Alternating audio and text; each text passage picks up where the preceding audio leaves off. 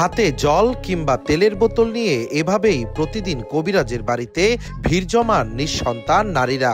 কবিরাজের এক ফুতেই নাকি সন্তান লাভ হবে তাদের। আধুনিক যুগে এসেও এমনই এক ফু বাবার খোঁজ পায় দেশ টিভি। ঘটনার অনুসন্ধানে খরস্রোতা যমুনা পাড়ি দিয়ে আমরা যাই বগুড়া সারিয়াকান্দির একটি চর কাজলা ইউনিয়নের পাকার মাথা এলাকার সেই কবিরাজ জামাল শেখের বাড়িতে। হাতে জলের বোতল নিয়ে অপেক্ষমান রোগীদের সাথে কথা বললে জানা যায় কেউ এসেছেন সন্তান লাভের আশায়, আবার কেউ বা এসেছেন জটিল রোগ নিরাময়ের বাসনা নিয়ে। রোগ ব্যাধ আর সন্তান যারা নেয়, সন্তান ধারা যারা হয়েছে তারা সবাই এখানে এসে পানি পড়া খায়া সন্তান দিচ্ছে আর কি। আর রোগ ব্যাধ যেগুলো আছে সবকিছু তাই ভালো করছে। অসুখ ছাড়ে না, মেলা ডাক্তারের কাছে গেলাম, পরামর্শ নিলাম, তা চেষ্টা ওই ভালো হয় না, আল্লাহ জল মাফ করে, সেই জন্য আমরা বিশ্বাস করে আসছি।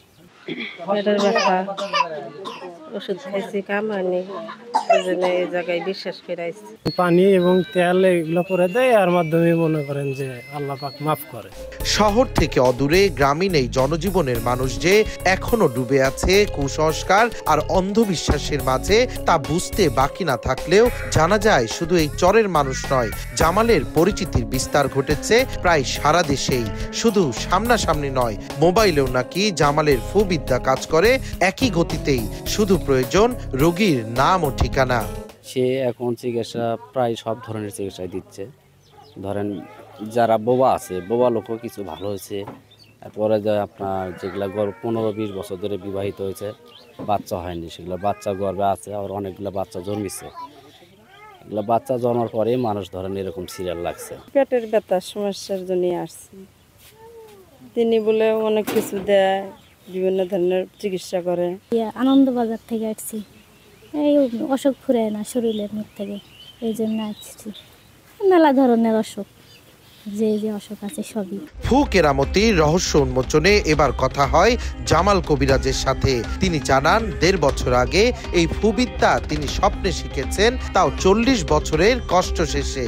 সাথে বর্ণনা দিলেন বড় বড় কর্মকর্তাদের নিঃসন্তান স্ত্রীরা কিভাবে তার এই ফুবিদ্যার জোরে গর্ভবতী হয়েছেন। শুধু 1.5 বছরের ঘটনা, আমাকে গোপনে 40 বছর কষ্ট দিয়ে শিখেছে, স্বপ্ন শিখেছে। আমাকে 14 হরফের কোরআন পড়েছে স্বপ্নে, আবার 2,24,000 কালাম পড়েছে স্বপ্নে করে, আমাকে দেল কোরআনে ইমামত করেছে আমাকে, সব স্বপ্নে। সনপাশরে একটা মানুষ ওই ঘরে কানেতে আসছিল যে উনি 15 বছর বাচ্চা হয় না, তুমি ওই জায়গায় যাও, কেলিবারে পানি পড়ে বাচ্চা হবে, আমাকে তো বাড়ির কাছে থাকে, তো একটু দয়া করে ভাই আমাকে একটু পানি করে, আমার স্বামী তো বাচ্চার জন্য পাগলা হয়েছে। ঘরে বলে মানে আমার বাসনই নেই, খালি আমি একলা না, আমার বাল বাচ্চা সুস্থ ধরবে। গ্রামীণ জনপদে আধুনিক স্বাস্থ্য সেবা না পৌঁছানোই এমন ফু বাবাদের উপদ্রব হয়েছে বলে মনে করেন এই জনপ্রতিনিধি। আর স্বাস্থ্য বিভাগের এই কর্মকর্তা বললেন, চিকিৎসা বিজ্ঞানের সাথে এমন ঝাড়ফুঁক কিংবা কবিরাজির কোনো সম্পর্ক নেই, বন্ধ্যাত্বের সমস্যায় সুচিকিৎসা নেওয়া প্রয়োজন। এই যুগে আসলে মান্ধাত্তার আমলের এগুলো প্রচলিত বিশ্বাস, তারপরও পূর্বের আমল থেকে এখন বর্তমানে অনেকটা কেটে গেছে, কিন্তু যেটা শুনছেন এবং জানছেন এটা আমাদের এলাকায় এখনও প্রচলিত আছে।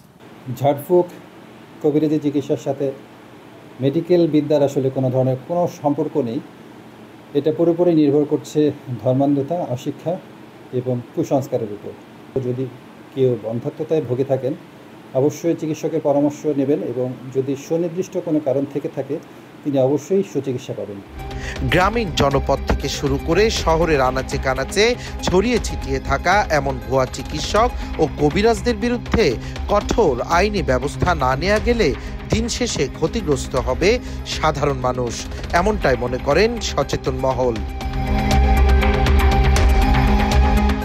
সঞ্জু রায়, দেশ টিভি, বগুড়া।